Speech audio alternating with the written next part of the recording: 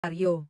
Marami sa mga netizens ang nagbigay ng opinyon at nag-udyok kay Kris Aquino, ang tinaguriang Queen of All Media, na magpatingin sa isang faith healer o albularyo matapos kumalat ang pinakahuling larawan niya.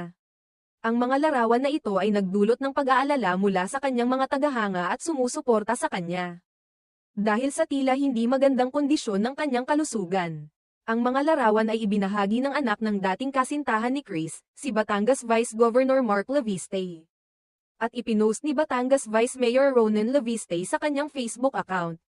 Sa mga kuhang larawan, makikita ang pagdalaw ni Ronen sa bahay ni Kris at ang tila hindi maipaliwanag na kalagayan ni Kris sa mga larawan, na agad naging paksa ng usapan online.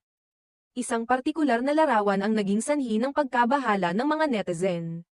Makikita rito na tinutulungan ni Bimbi, anak ni Kris, ang kanyang ina na maglakad, na may labis na kapayatan. Partikular sa